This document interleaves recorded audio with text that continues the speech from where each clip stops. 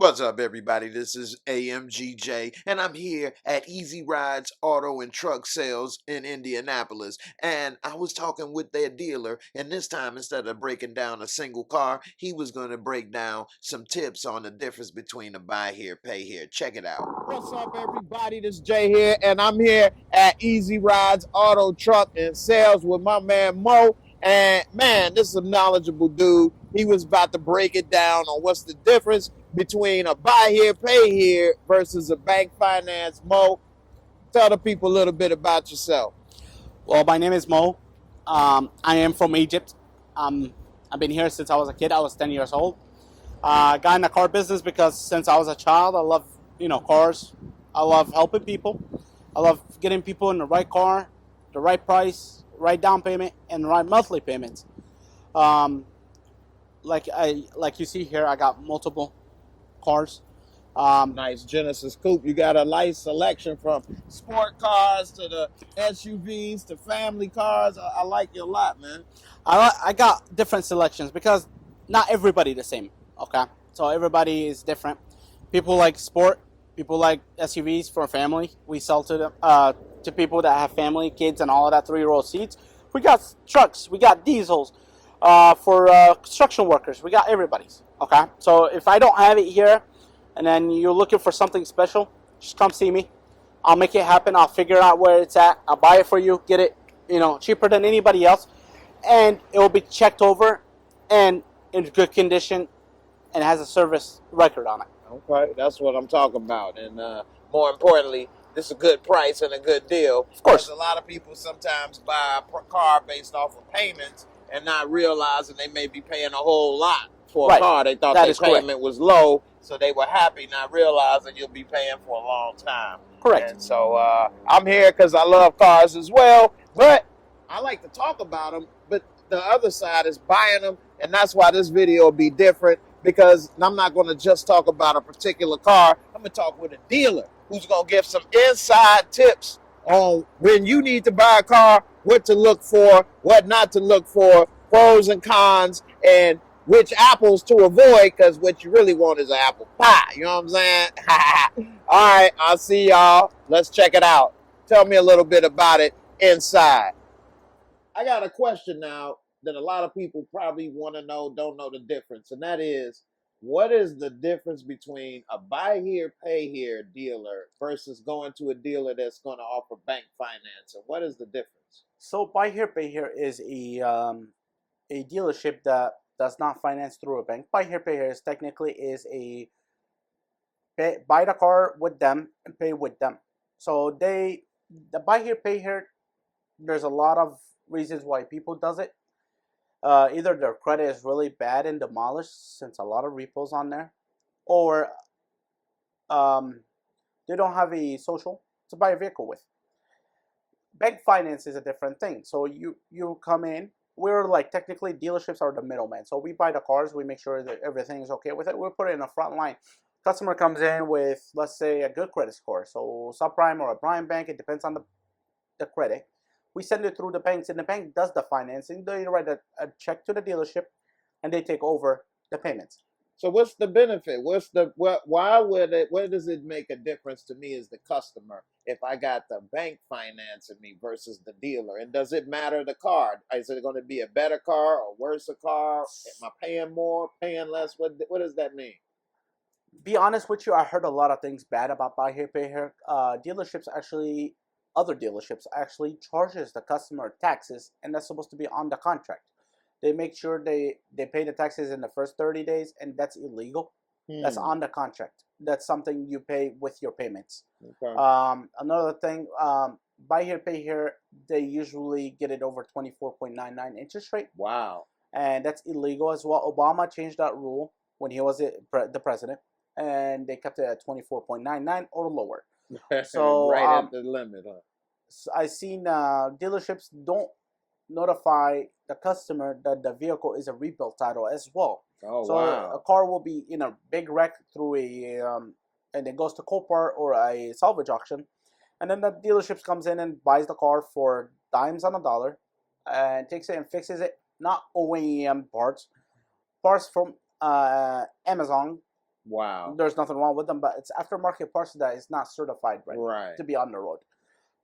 They put it for top dollar as well, like it's a brand new car. That's the real problem, putting those parts and stuff and That is the charging real front. problem. And another thing is, I seen with my own eyes, dealerships will cut the airbag and sew back the ceiling and sells it as a rebuild title, and it's been fixed right.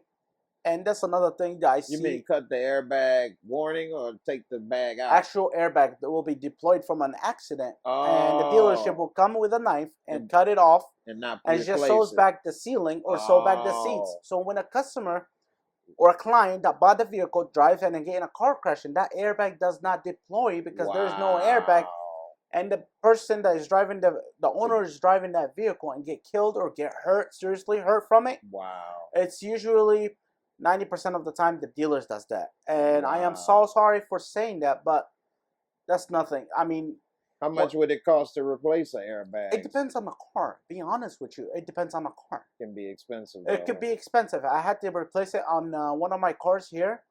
The airbag was deployed. It was a clean title, but it was in a minor accident. So we bought the vehicle, and the steering airbag cost $695.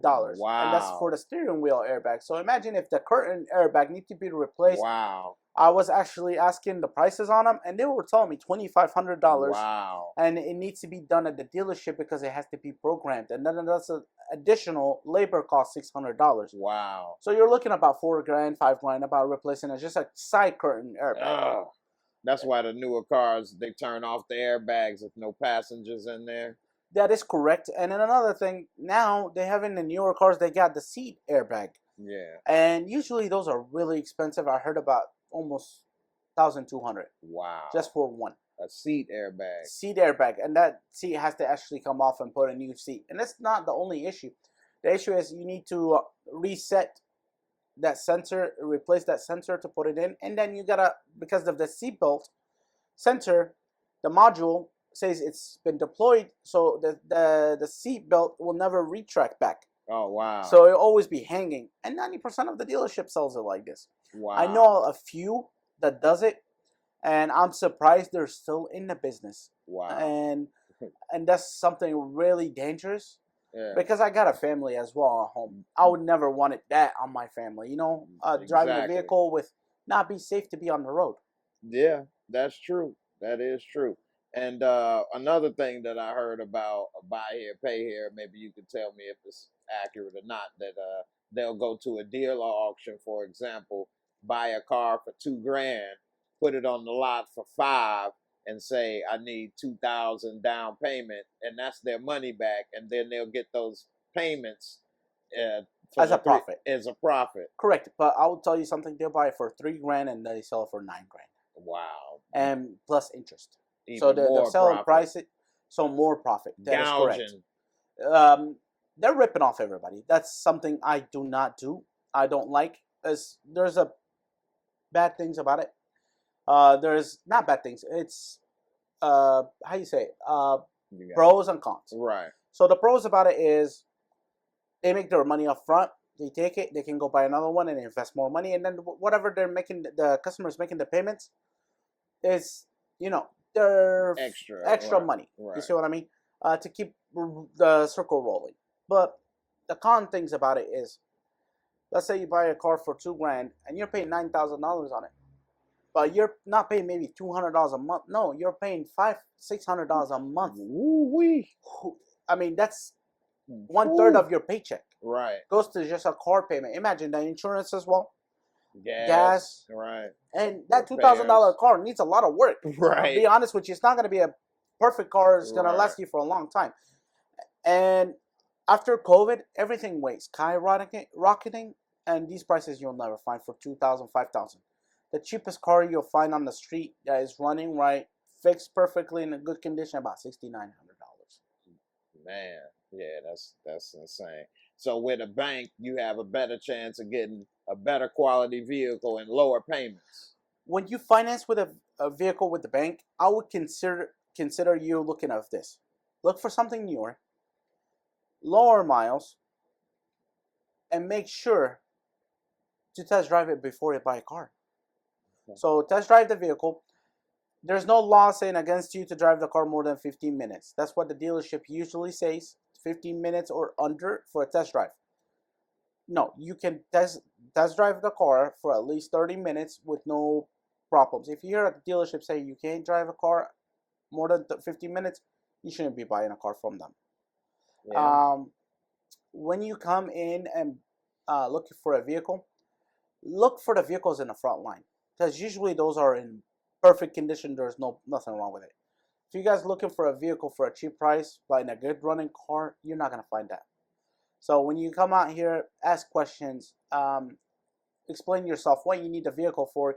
Don't buy a sedan when you have 4 or 5 kids. They're not gonna fit in the car, and then that's the issue.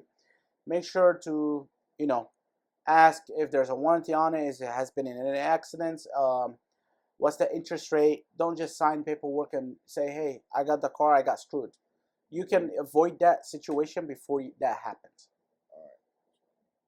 Well, there you have it. Special thanks to the motor dealer for breaking down the differences with the buy here, pay here, and a couple of things to look out for when you're looking for a new car. Check him out at Easy Rides. Tell him you saw this video and he will hook you up. Thanks for watching. Peace.